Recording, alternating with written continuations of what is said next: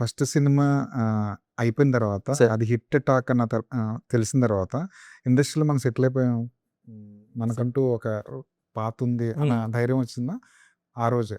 Yeah! Sir. ఆ ధైర్యం ఎప్పుడు ఫస్ట్ హ్మ్. నుంచి గూడా ఇక్కడ హ్మ్. బతకగలం, హ్మ్. ఇక్కడ మన కథలు, సినిమాలు చేయగలం హ్మ్. అనే మూడుండేది ఫస్ట్ నుంచి. హ్మ్. And it's definitely boost up. హ్మ్. యాహ్! ఫస్ట్ సినిమా ఏదైతే ఉందో అది. మీ కథలు, మీ సినిమాలు చూస్తే సార్. స్క్రీన్ ప్లే చాలా ఫాస్ట్‌గా ఉంటుంది. అవును. అంటే ఎక్కడా కూడా బ్రేక్ వేయడానికి వీల్లేని స్క్రీన్ ప్లే. హ్మ్.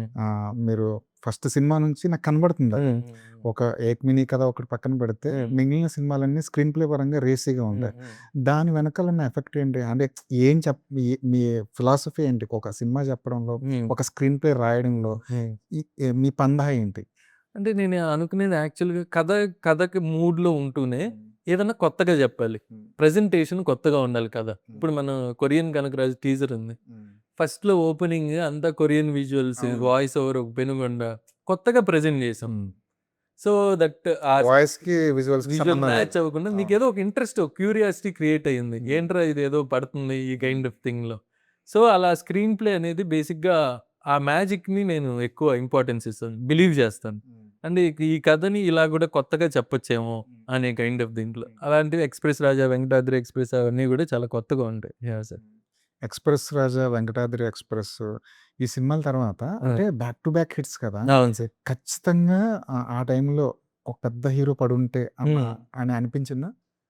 పెద్ద హీరో అనేదేం లేదు గానీ కొద్దిగా 'కృష్ణార్జున యుద్ధం' బాగా తీసుంటే ఇంకా బావుండేది. బావుండేది. హ్మ్. ఎక్కడో స్క్రీన్ ప్లేలోనే ఈ స్క్రీన్ ప్లే ఎంత బిలీవ్ చేస్తానో అక్కడక్కడ అప్పుడప్పుడు కూడా స్క్రీన్ ప్లేలో తప్పులు జరుగుతా ఆ! ఉంటాయి.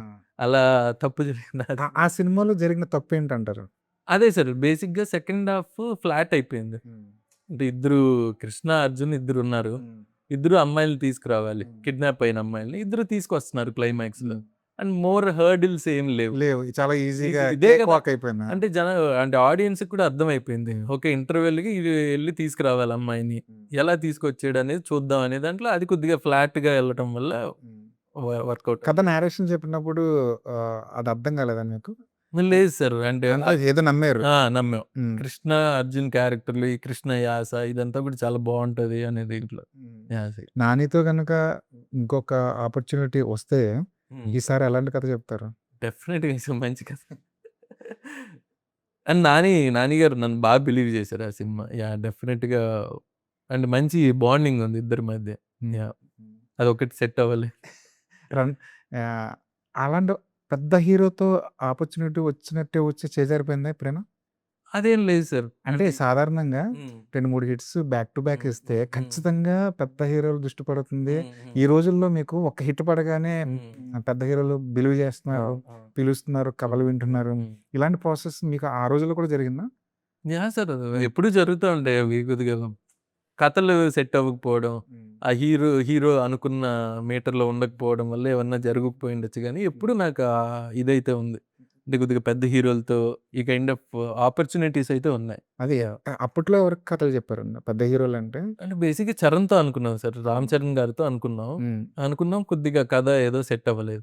సెకండ్ డిస్కషన్స్ అయితే జరిగాయి. కూర్చొని కథలైతే యాహ్! చెప్పారు. యాహ్! మీ నుంచి ఏం ఎక్స్‌పెక్ట్ చేస్తున్నారనుకుంటున్నారు? అంటే హీరోలు అంటే ఒక ఒక ఫాస్ట్‌గా ఎళ్ళిపోయి ఒక స్క్రీన్ ప్లే రేసి స్క్రీన్ అవును. ప్లేతో అవును. అవును. అలాంటి థ్రిల్లర్‌లు ఎక్స్‌పెక్ట్ చేస్తున్నారా? యాహ్! సార్. కామెడీ బేసిక్‌గా ఫన్, ఒక మంచి క్యారెక్టరైజేషన్ హ్మ్. ఇలాంటి కైండ్ ఆఫ్ దీంట్లో ఎక్స్‌పెక్ట్ చేస్తా. యూజువల్ స్క్రీన్ ప్లేలు అవన్నీ. హ్మ్. యాహ్! సార్. మీరు కూడా దానికే ఎక్కువ స్టిక్ అయినట్టు కరెక్ట్ అనిపిస్తుంది. సార్. అవును. హ్మ్.